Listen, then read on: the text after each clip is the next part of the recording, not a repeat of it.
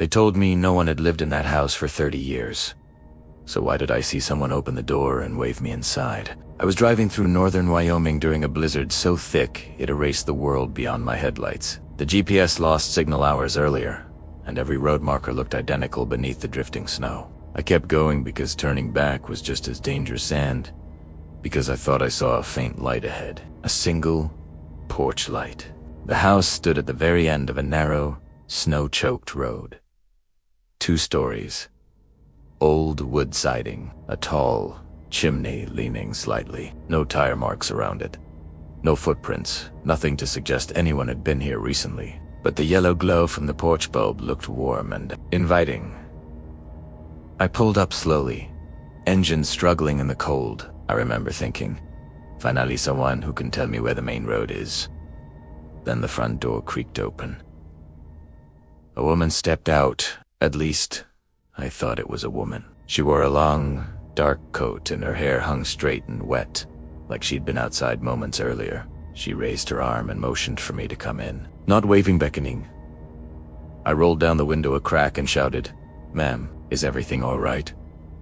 She didn't respond. She simply turned and walked inside, leaving the door slightly open. At that point, my options were limited.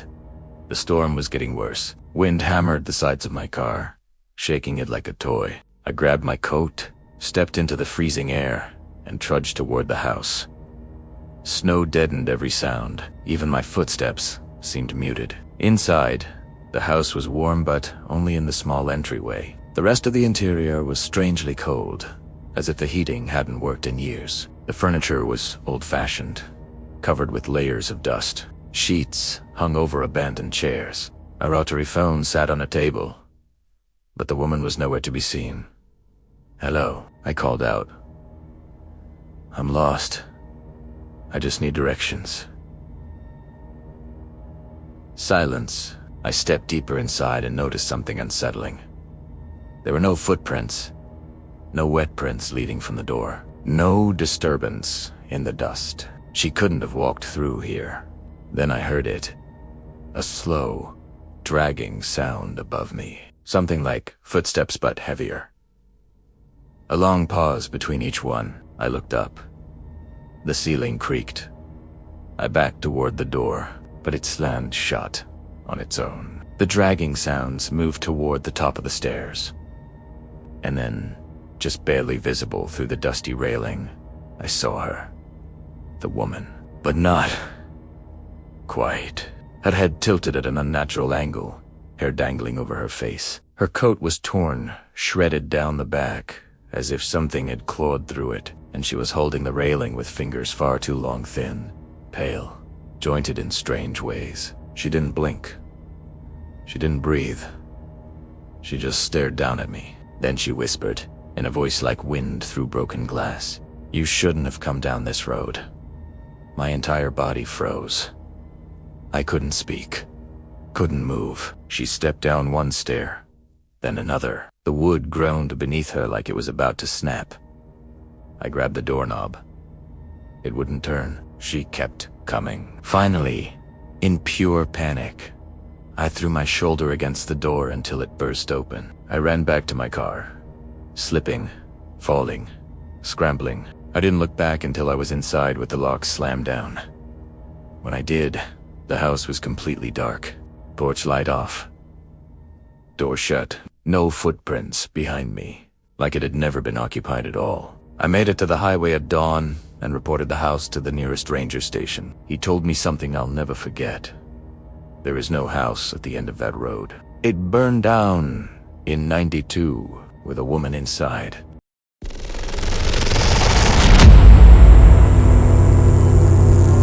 The storm rolled over Pine Gulch Forest faster than the weather report predicted. By the time I reached the old ranger station halfway up the ridge, the sky was already bruised purple.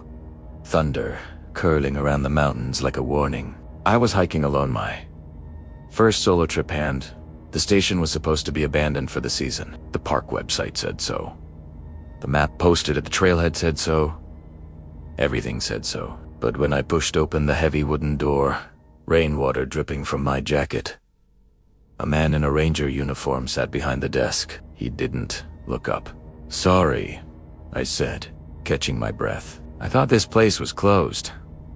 He finally lifted his head, but not fully. His chin rose first. Tenny's face low, like something was pulling it upward with invisible strings. His eyes were pale, almost colorless, and didn't blink. Storm, he said flatly. You shouldn't be out. His voice felt delayed, as if he spoke a fraction of a second after his lips moved. I nodded. Yeah, I just need to wait for it to pass. He didn't respond. Didn't even shift, just stared straight ahead, like he was watching something behind me. I closed the door and looked around. The station interior looked old but tidy. Dusty filing cabinets, a radio set, a map pinned to the wall. A logbook sat on the counter in front of him. Is anyone else working here?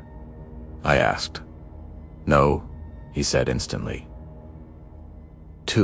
Instantly. Do you live here during off-season? He didn't answer. I tried to shake it off as awkwardness. Maybe I didn't get many visitors. I sat on a bench near the window and watched rain smash against the glass. The storm was getting worse. At 5:14 p.m., the lights flickered. At 5:15 p.m., the radio crackled to life. A distorted voice leaked through. Ranger Station 4. Report. Do you copy? Over. I looked at the ranger. He didn't move. Again, loud ear. Station 4. We show movement in your cabin. Confer. Still, nothing. Sir, I said. They're calling you. He didn't turn. Didn't blink. His fingers, resting on the desk, twitched once like a reflex that wasn't his. The radio hissed sharply, then the voice returned. Clearer this time. Station 4 is confirmed vacant. Any movement is unauthorized. Proceed with caution. My blood ran cold. Vacant. I stared at the ranger, Riyadi starred. His uniform was clean to clean. His boots had no mud on them despite the storm, and his badge didn't have a name. Just ranger. Are you assigned here? Primera, whispered. His head snapped. Toward me. With a crack. Not a turn. A snap. There are rules in the forest, he sighed softly. Rules we follow. What rules? I asked, slowly standing. He lifted one arm, pointing toward the back door. You arrived after dark. You should not be here. I didn't know. It's too late, he murmured. His voice wasn't delayed anymore. It was layered like two voices speaking at once. The back door creaked open, though no wind touched it. Something heavy breathed in the dark hallway beyond. I stepped backward. The ranger rose from his chair butt when he stood. His legs bent strangely, like he wasn't used to using them, like he was just wearing them. He stretched out his hand toward me. You shouldn't have entered a place meant to stay empty. Then the hallway light flickered on for a second. I saw a shape behind him. Tall. Shadowed. Its hands resting on his shoulders, like it was wearing him like a puppet. I bolted. I threw open the front door and ran into the storm, slipping on wet pine needles, branches whipping my face. I didn't stop until the station was a dim outline swallowed by trees. Only when I reached the main trail did my phone finally get service again. A new emergency alert popped up. Caution. Ranger Station 4 remains closed due to repeated break-ins and reports of an unidentified male impersonating staff. Do not enter. I didn't look back. I didn't need to, because as I hurried down the trail, wind roaring around me, I swear I heard it. A second set of footsteps following. Never too close. Never too far.